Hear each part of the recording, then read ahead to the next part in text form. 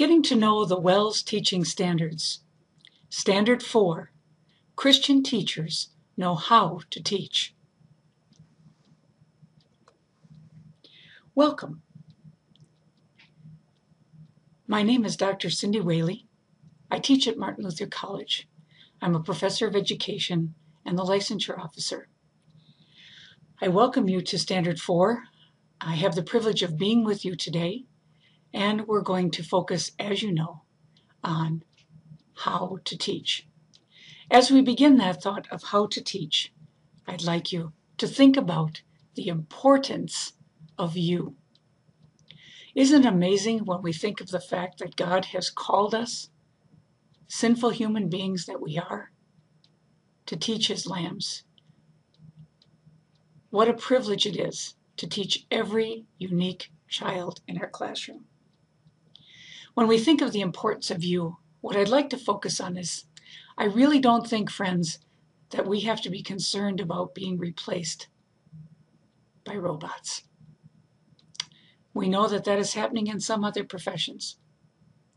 But we realize that as God has called us, we understand so importantly that no software or textbook or curriculum package or any type of resource could ever take away or become the teacher.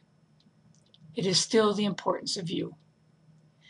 And when we think about all the gifts and talents of the 12 disciples and how God arranged them to be together and work together, sinful as they were, think about your own faculty and think about all the different gifts and talents on your faculty and how each one is needed. It's the same in our classrooms, isn't it? The uniqueness of each child. And as we focus on Christian teachers know how to teach, we always want to remember that the research shows that the teacher is so absolutely critical in helping a student to learn and grow.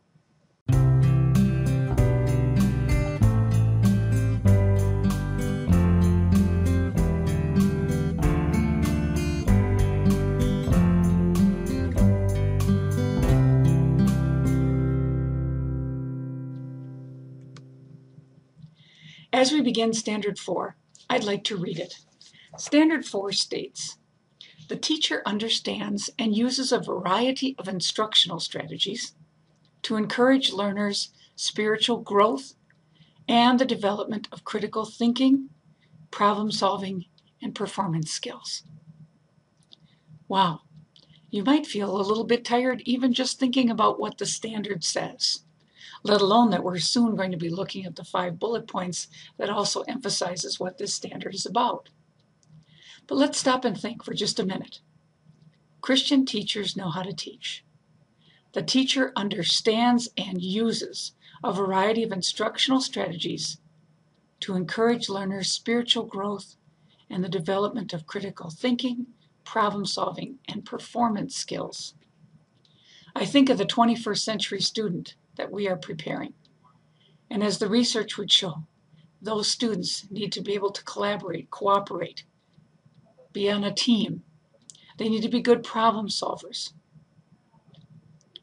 They need to use technology. And obviously, they need to be a wonderful role model to help spread the gospel in any way that they can as God leads them in their service, whatever that might be.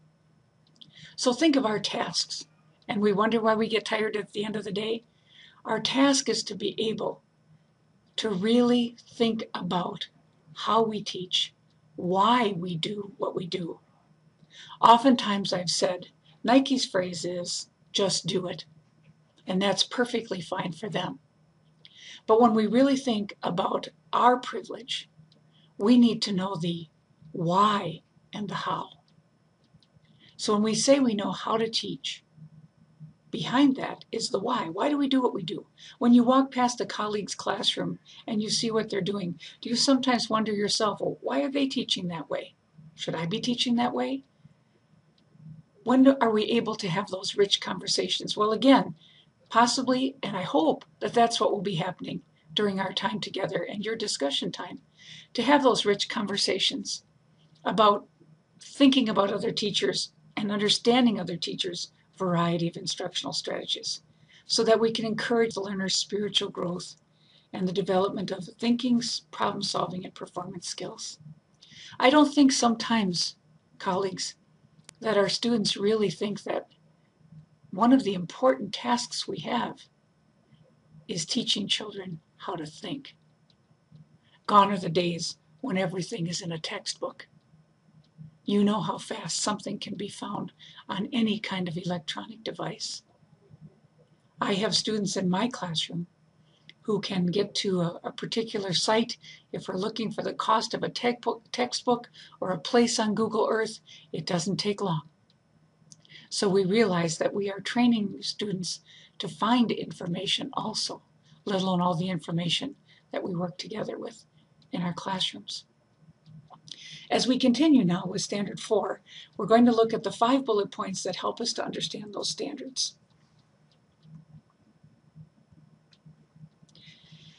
Evaluates how to achieve learning goals and purposefully chooses teaching strategies and materials to meet learners' needs and to achieve instructional purposes. Just take a second. I'm going to explain it more in just a little bit, but you take a second to just read that one more time and reflect on it so that it becomes comfortable for you.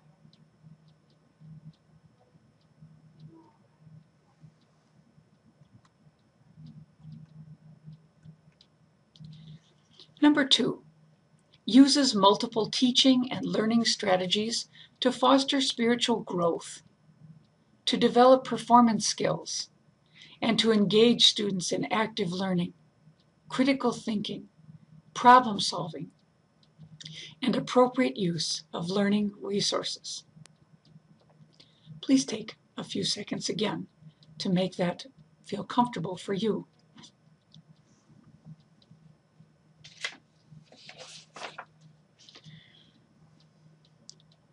As we've moved through these 2, I'd like to stop and just say, be careful now. Don't judge yourself and start to say, oh, what am I doing wrong? I've done this wrong.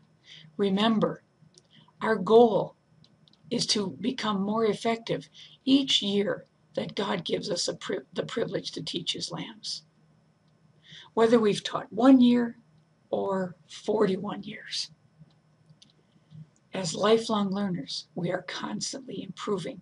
So as you look at these bullet points, keep an open mind as we move forward together in our learning. Number 3, consistently monitors and adjusts strategies in response to learner feedback. Think, please.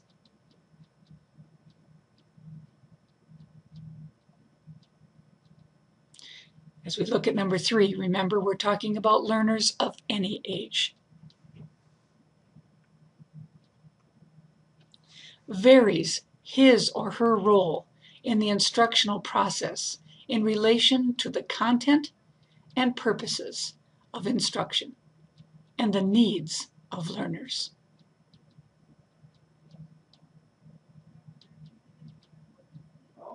And finally, number 5.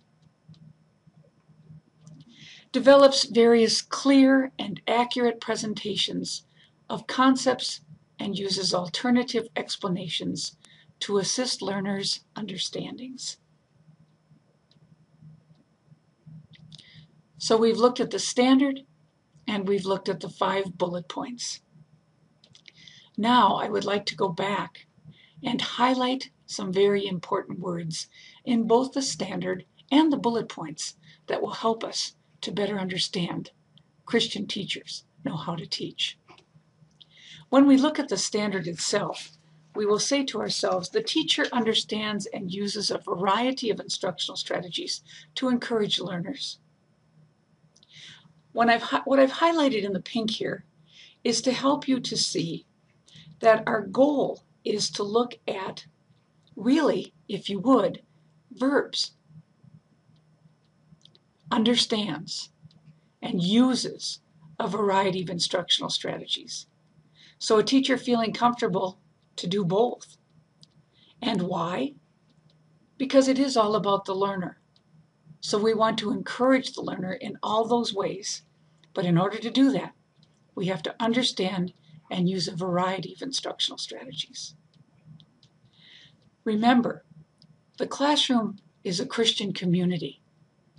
It isn't just what I, as the teacher, want, because it's what's comfortable for me. Sometimes I have to step out of my comfort zone in order, meaning, let me give you an example. I might have to learn a new instructional strategy, just so that I can meet the learners that God has blessed me with now. So to give you an example, I'm going to think about whole group, small group, and individual instruction. Research definitely shows that all three instructional strategies should be used in every teacher's classroom. A teacher might feel uncomfortable with small group. Maybe they've tried it once and the management portion didn't work. Or maybe they just felt that the students didn't stay on task and the learning didn't happen as needed. But I prefer to look at the positive. That just means what we talked about here. The teacher first has to understand the strategy, and maybe that will be through professional development, through working with colleagues, going to workshops, going to courses, whatever it might be, but understands, and then of course, if we don't use it, you know the phrase, we lose it. A teacher can't say, I'm going to skip one of those strategies. There's no cookbook approach that during a day or a week or a month or a school year, that X amount of instruction must be whole group and X amount must be small group and X amount must be individual. Instead, it's based on the needs of the learners and what the subject area might be, what the plan is. So when we're talking about small group, we really need that because the teacher is able to go in and focus with that group. And maybe they need some extra help. Maybe it's a choice group. And when I say a choice group, a group based on choice, and they want to be a small group. Maybe it's a reading group. It could be of any type of group, what we're doing in our classrooms. But the goal is the teacher can center in, focus in, and help that group. And that may not be able to be done when we're doing whole group instruction. The second part that we want to understand is in small group instruction, the amount of peer learning and teaching that goes on. I am amazed when God allowed me to teach at the elementary level, and now as I teach at the college level.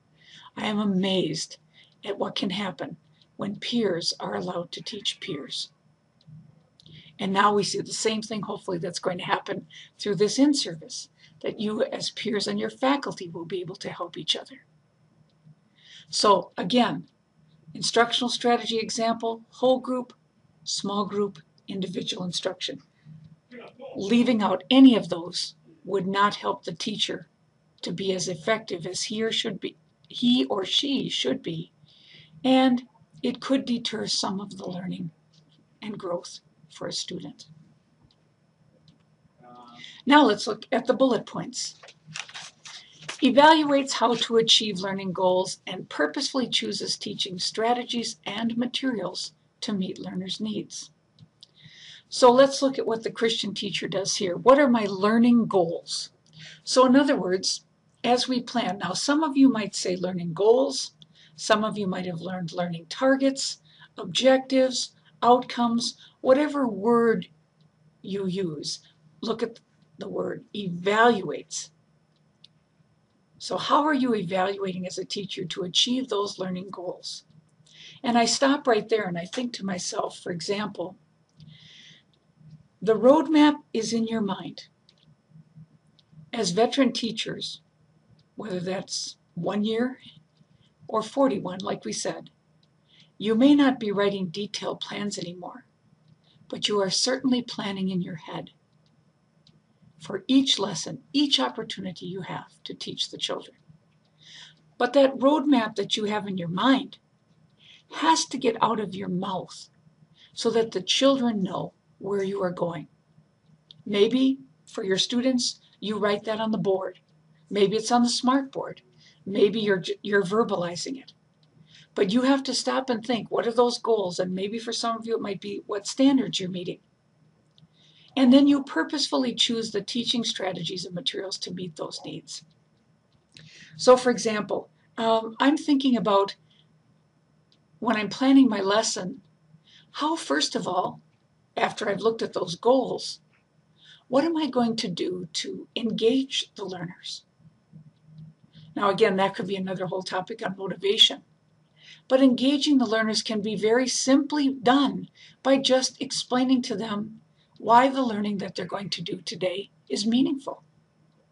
So as I look at that learning goal and that I plan on, why am I teaching this? And out of my mouth comes an explanation to the students why I'm doing that. And then I choose the strategies that are needed and the materials that are needed. Maybe the way I'm going to engage them and hook them is during the development of background. I might say to them, I'm going to read a snippet of a piece of children's literature to you, whether that be fiction or nonfiction, to help them understand that where they're going to go. Maybe I'm going to make sure that my transitional statement is very clear so that they know again, where's the lesson going. Maybe I've chosen today to take a field trip because that is the type of material that I think will best help the child, all the children, to achieve the learning goal. And then, of course, after we've done that, with that field trip, to make sure that we have talked about it, debriefing, if you will, because sometimes kids can think certain things are fun, certain things are not in the classroom in the day. Field trips need to be talked about. What did you learn? They need to have goals before, so on and so forth. So again, if you really stop and think, you're thinking about that lesson plan that you wrote a long time ago, but it's still in your mind. You just say it in your mind. Maybe some of you write it out. It's evident in your lesson plan book by what you put there. But achieve those learning goals. How am I going to do it? What strategies am I going to choose? What materials am I going to use? In this day and age, we have more resources than we can imagine. I can think of an example as I'm working with you today. YouTube. Who would have thought there would be such a thing as YouTube? And yet, from the YouTube, I was able to find, I feel, 2 very good videos that help us to understand Standard 4. Again, remember, the materials don't take our place, but they help to enhance the lesson. I don't have to stay up all night and lose sleep. I don't have to miss time with family or friends. I don't have to miss eating. But I just want to stop and think, for the sake of my children that I'm privileged to teach, what are the learning goals and how do I choose the strategies and materials? The next bullet point uses multiple teaching and learning strategies. We'd like to focus on, first of all, the word uses multiple teaching and learning strategies.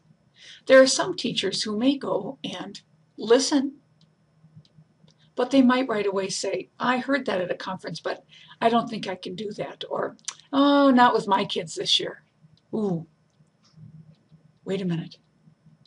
Why? Because as you would continue on to read, as we talked about before, this just has to be done to meet the unique needs of all the students in our classroom. Another example I could give would be these 3 words: verbal, auditory, and kinesthetic. You as an educator know what's comfortable for you. But when you plan a lesson, do you stop and think about how can I make sure that I'm trying to use all 3? Now, we never force it, as you know. But realizing that we have verbal learners, we have auditory learners, we have kinesthetic learners, and we have combos. So we have to be careful that we as teachers make sure that we're seeing all these learning styles. Multiple intelligences would be another example, which may be studied in another one of these standards. So I just want you to think of those three. Are you thinking about the student who may need to take notes in one way or another way? About that student who needs to have a handout, who might be needing to hold the pencil and write the notes, who might need to be working with the Unifix cubes, who might be, and the list goes on and on and on. But that we have multiple ways, again, not that we get so tired, but that we understand this can be done very simply, but just with a thought of, oh, that's right. I shouldn't just do auditory teaching today. I shouldn't just do this. I shouldn't just do that. But to try to make sure I plan effective lessons with all these in mind. Consistently monitors and adjusts. Wow. Think about that. I keep saying you might be getting tired, but I apologize for that if you think that I'm saying, let me put it positively. At the end of the day, we feel tired. And that's a good sign. I think of the master teacher who oftentimes, when Jesus was on this earth, he would be tired. But he would always have open arms, and he would be talking to anyone and everyone. And we always say we need to follow the example of the master teacher. And so therefore, when we're thinking about the master teacher, we're also realizing all the blessings that God gives us, including adrenaline, to keep us going. So when we think about consistently monitoring and adjusting, a lot of this is going on right as we teach. For example, instruction drives assessment, and assessment drives instruction. So if I'm teaching a math lesson, and with everything we've talked about already, if I've prepared let's say 5 examples of a particular math concept, but as I'm teaching to the whole group or the small group or whatever strategies I'm using, maybe I see that after 3, the students have it. Then why should I do the other 2? There's no need. I have monitored and I have adjusted based on learner feedback. A commercial message here would be, I think you're starting to see, especially if you've watched some of the other standards already, there's just this natural integration, there's this natural overlap. So if you have, and when you do have an opportunity to see Dr. Melendi's standard on assessment, you're going to hear the word feedback again, and I hope it clicks for you, because we can't help but integrate these standards together. Consistently monitors and adjusts. A good teacher who knows how to teach lets his or her instruction affect the assessment, and the assessment to affect the instruction. Maybe I've taught the lesson, and as I walk around, I realize, wait a minute, I thought the children had it. And I guess they don't. Well, either it becomes reteaching right then or tomorrow, but we monitor and adjust based on the feedback from the learners. Sometimes that's through observation. We just see it on their faces. Sometimes it's through their product. Sometimes it's through the processes they're working through that product. And then as we're teaching that lesson, and we're working with each of the students, some of these terms might seem familiar to you that you might hear in other standards also. Scaffolding for the learner. I'm monitoring and I'm adjusting, so I might scaffold for that learner. An example there would be, maybe a learner will say, could I have some graph paper, please? I seem to have some trouble keeping my column straight when I'm doing long division. Wonderful. If you can help scaffold, and instead a person could think that they don't understand the long division, when instead it's just keeping the column straight so we can subtract properly. Another example might be differentiation, where I might tier the assignments based on the needs of the students, still taking that assignment / assessment and making sure they can show to me and to themselves that they understood what I taught. But maybe certain students will have a different amount of problems or a different way to approach the product that they're going to give you. Maybe sometimes they'll have choice in how they want to give that product. Differentiation.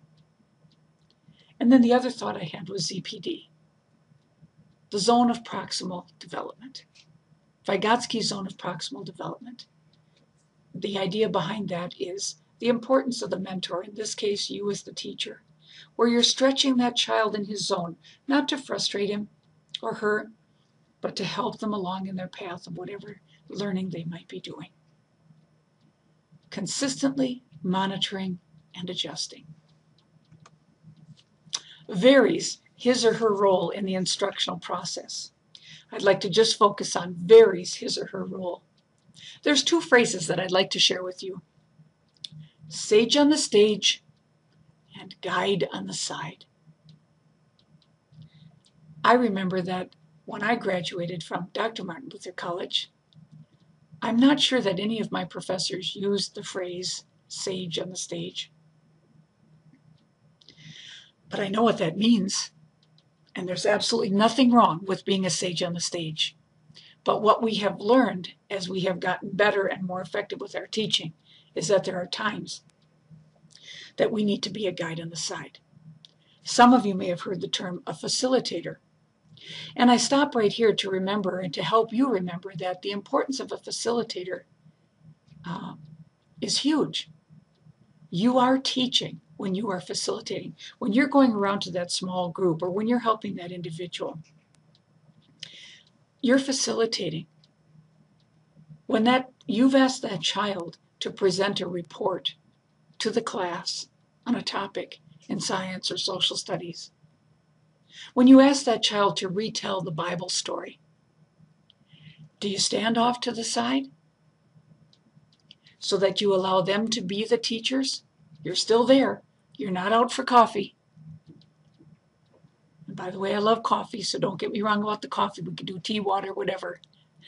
What we're talking about is we're still there, but we're showing the students the importance of them as they also help to educate because we've put them in that role. And so then we need to know our role. And again, the varying of the roles depends upon what you're teaching and how you plan to teach, and again, to meet those learning needs. Develops various clear and accurate presentations of concepts and uses alternative explanations. For example, here I think of reading. I think of a book talk, a literature circle, where sometimes we're asking excellent open-ended questions that we've prepared. Well, based on their background knowledge, some students may have different answers. And are we clear in realizing that if they can back up that answer, we will accept it? Are we allowing sometimes for different ways for problem solving to happen, even though it might not be the way that we feel? But again, the student can prove. So clear and accurate presentations of concepts and alternative explanations. And I don't know about you, but sometimes I've been saved by a student. Going back again to the importance of peer teaching. I've been saved by a student who said, well, maybe so-and-so should look at it this way. And all of a sudden, light bulb moment, the other student gets it. And you're so, so thankful.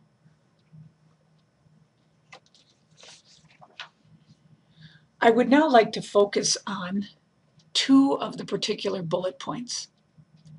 So let's just recap a second. We've talked about the standard and the 5 bullet points, and then we went back and highlighted each of the bullet points to better understand and give examples. And now, with our videos, we're going to focus on 2 particular bullet points. I'm going to read the whole bullet point. Evaluates how to achieve learning goals and purposefully chooses teaching strategies and materials to meet learners' needs and to achieve instructional purposes. As we look at this bullet point, this is where we're going to pause the presentation in just a little bit. You're going to watch the video. You're going to discuss activity A. I'm going to come back with a few words of wrap-up, and then we'll go on. So let's talk about the first video that you're going to see, modeling effective teaching techniques. The teacher in this video is actually teaching pre-service teachers, but in order to do that, he's modeling what he hopes will happen in their classrooms.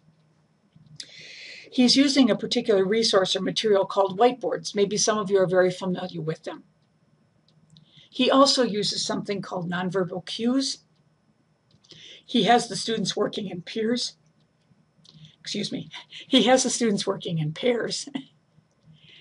He also is modeling wait time. And so as you watch this video, I want you to think about effective teaching techniques, just like it says in number 2 there. Some of you may want to take some notes. Some of you want to sit back and listen. Oh, I guess I'm probably putting into practice what we've talked about so far. Think about what you want to do to help remember, because here's what I want you to think about. Why are the whiteboards an effective strategy? Why is working in pairs an effective strategy?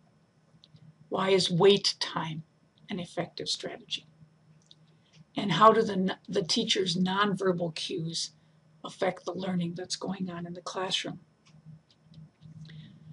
As you watch that, look and try to answer those questions. They're also on your Activity A Learner's Guide so that you have them in front of you.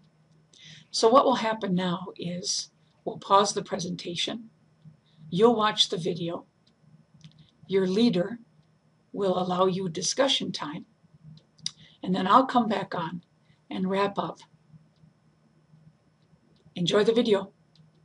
Thank you.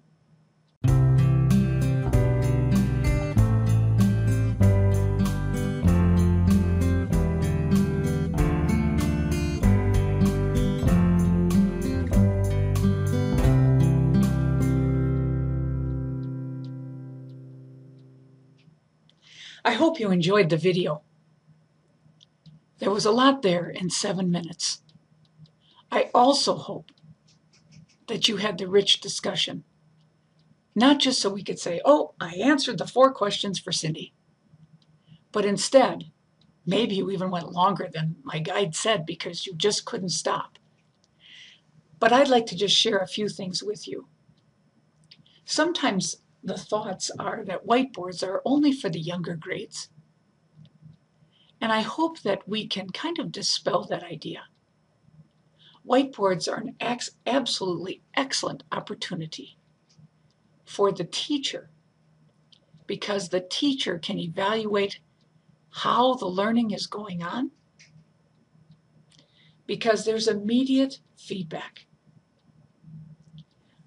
If they're working in pairs, small groups, individually, that whiteboard can be held up, the teacher can walk around, and as the lesson is going on, the teacher already can assess and see that feedback. Do you see what's happening here? Even though I'm picking 2 bullet points, we're already on talking about another one. It's integrated. So the feedback, okay, how's the lesson going? Should I change my teaching? How are the students doing with their understanding? Are they growing in their learning? Whiteboards, extremely effective. And also, it makes them work, especially now tying in with that working in pairs idea. You explain what you want. So before this even begins, you set the stage. You may say, I want every student to write something on that board. Or you must say you must collaborate and share before the thought goes down. Because you and I know very well that sometimes there may be students in a classroom that don't want to talk. They don't want to participate. Well, that's not life. Everybody needs to talk. Everybody needs to share. We want every student to leave our schools feeling so comfortable to share their faith, to share their Lord and Savior. So the idea of saying, oh, student, you don't need to talk, just let someone else talk for you. This think, pair, share idea, this working in pairs, is valuable. It's a valuable instructional strategy. The whiteboards just enhance that. Now let's go to wait time. I wish I could have been there to listen to your discussion, but I know that I will hear some of it, I hope, when we have the Moodle discussion. Wait time. I usually say 5 to 10 seconds. And that's hard. Maybe just for me. We as teachers just like to keep talking. But the idea is that 5 to 10 seconds of wait time is needed both for the effective teacher and for the learner. When you pose that question to your students, it's sometimes really easy. That first hand pops up and there you go. Or you might have that go-to student that you know will have the answer. But 5 to 10 seconds allows the whole group, another type of instruction, right? It allows the whole group to think about it and to hopefully have more people, more students involved in the discussion, in the answering, whatever term you want to use there. It also allows 5 to 10 seconds for you to think. How's it going? Was that a good question I just asked? I don't know how many teachers, as we know, like to ask double questions. Before they get the first one out, they're already asking a second. And then the child can say, well, which one do you want me to answer? Where if we offer that question and we wait 5 to 10 seconds, we can be reflecting on our own teaching and allowing them to reflect on their learning and hopefully have an even more engaged group. A highly engaged classroom really wants to use that importance of wait time. It's well worth it for both students and teachers. And finally, how about nonverbal cues? You saw this particular teacher using nonverbal cues and really explaining those nonverbal cues. Sometimes my students will look at me for immediate feedback, a head nod or a yes. And sometimes I'll just go, let's think about that answer. I do that on purpose with my pre-service teachers because, again, just like him, just like the man in the video, I'm trying to make sure that my students realize it's good to wait a little bit. And it's not that I'm trying to send a message of, oh, you're right or oh, you're wrong, but maybe I need to think about what my comeback should be. Or maybe I want to probe more. The nonverbal cues. Where are you standing in the room? How do you look? Is there a smile? Are you showing them you're happy with their learning as you're going around? So many nonverbal cues that we could talk about. So I hope that through this video, it really helped you to see, back to the pink, the teacher evaluates how to achieve learning goals and purposefully chooses teaching strategies and materials to meet learners' needs and to achieve instructional purposes. Let's go to the second bullet point that we'd like to focus on. Uses multiple teaching and learning strategies to foster spiritual growth, to develop performance skills, and to engage students in active learning, critical thinking, problem solving, and appropriate use of learning resources. If you don't know the children's literature book entitled Hooray for Diff'n Doofer Day by Dr. Seuss, I'm always reminded of his book when I think about this particular bullet point and many others. In the story, the teacher says, and we've taught you how to think. As we know, students will not always be Velcro to our legs. So we teach them many, many skills. But we hope that those skills will become strategies so that as they are away from us, they know that that learning that they learned, all of that learning, that growth, they can use as thinkers and problem solvers. So as we go to the next video, we're going to be looking at what I feel is a very important teaching and learning strategy, and that is questioning styles and strategies. So you're going to be watching a video entitled Questioning Styles and Strategies. And then just like before, you're going to do some discussion, and then I'm going to come back on, and you'll resume the play, and I'll come back on, and then I'll give you my thoughts. Now, as you know, teachers, there are so many teaching and learning strategies that could be discussed, but we only have a certain amount of time with this in-service. So like I said, I have picked questioning, but I think that you're going to see that through this next video. You'll see even a little bit more than questioning, at least I hope you will. This video is about a particular teacher, and he's discussing the novel Bridge to Terabithia. And what I'd like you to do is, as you're watching this video, is again, whatever's comfortable for you.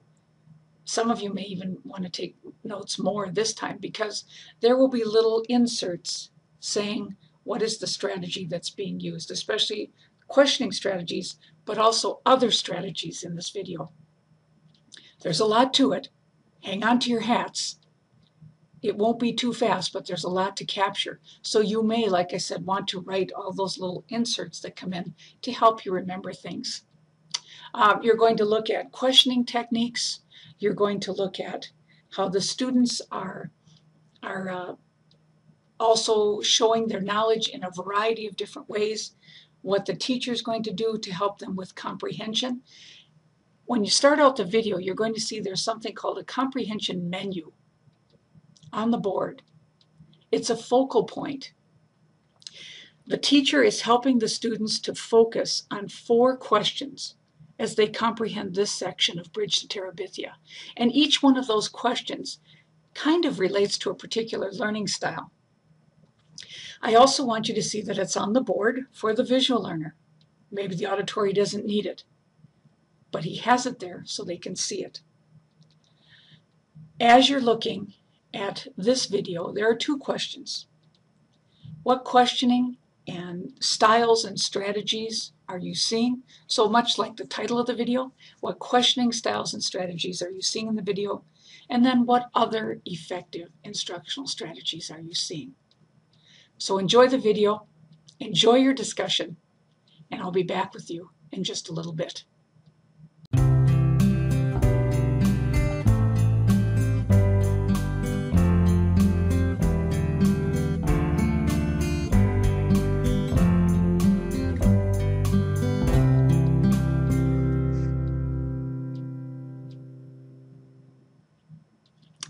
Well, there was lots to capture in that video. I hope you enjoyed it. Just a little commercial message. I hope it didn't bother you that the teacher was sitting in a chair. I think that he was trying to just be able to be a little closer to his students, kind of like a book talk or a literature circle, where you'd actually sit right with that base group. You also saw that he was up and around too, but I didn't want to give you the thought that just because he was sitting in his chair, he wasn't as engaged with the students, because we know what the research says. If a teacher is highly engaged, highly motivated, guess what? You know the answer. The students will be just as motivated and engaged. So what did you see? I saw some excellent questioning techniques going on. I saw, for example, that there was random questioning. I saw sometimes that a student was actually echoing the question as he answered what the teacher wanted. I saw the teacher accepting multiple answers and then asking even more probing or clarifying questions to the students. I saw again a think, pair, share going on. I saw random calling. I saw a student being asked to call on another student. Did you see the alternative assessment where a response log was given? And then the teacher would ask questions of the students as they would share what they drew as their comprehension assessment, if you will, from Bridge to Terabithia. Did you catch the comprehension menu? Another instructional strategy. How about wait time? That again, I wanted you to see, was discussed. Feedback from the teacher. Very valuable feedback, so the students knew how they were doing. Did you also catch how the students would turn and look at each other, very interested in each other's learning? To me, when I watched that video, It was a highly engaged classroom. Students were very, very motivated to share their answers, to share their learning, to show they comprehended the book. And the teacher was very encouraged to also help them with their learning growth.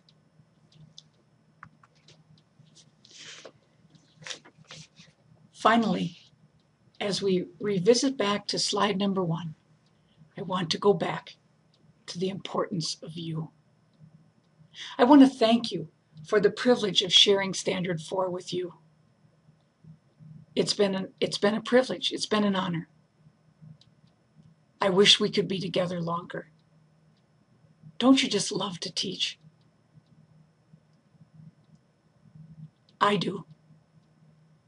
Because it's not about me and it's not about you. It's about what God does through us.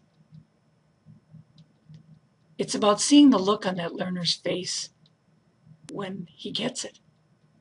The light bulb moment, the aha. It's hearing them sing or listening to them share their love of Jesus in Word of God time. I could say so many other examples, but I want to thank you for the privilege of sharing this. Christian teachers know how to teach. I hope our time together has encouraged you.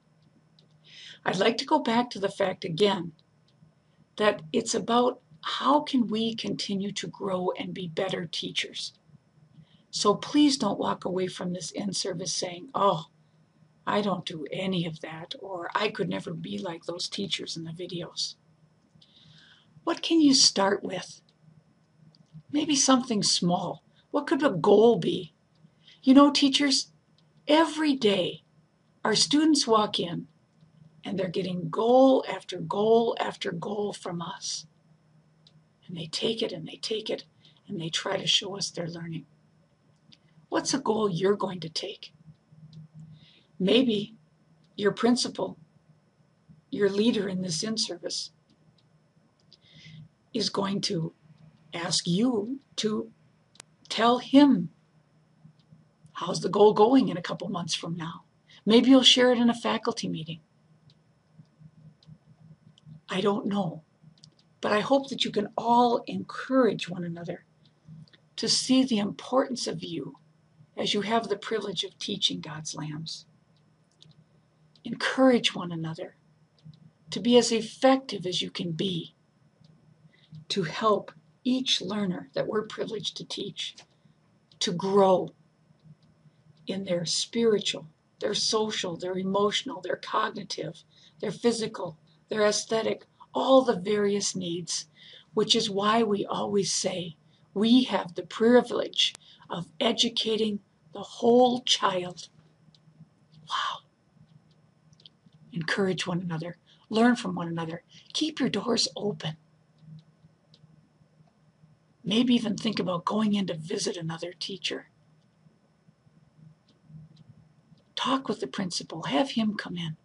Share those goals. Help each other to become more effective. The children know you care. You are their Christian teacher. They want to learn from you, and you want to learn with them, just like we're learning together here today. And then I hope that the additional information will be of help to you if you want to go further with this in-service on your own. Maybe it'll lead you to do some more continuing ed with Martin Luther College or another institution. But I hope and I pray that we'll all work together, because again, we can accomplish a lot when we learn from each other, just like we ask our students to do. Enjoy your teaching. May God bless you in your teaching ministry. What a privilege we have. Thank you.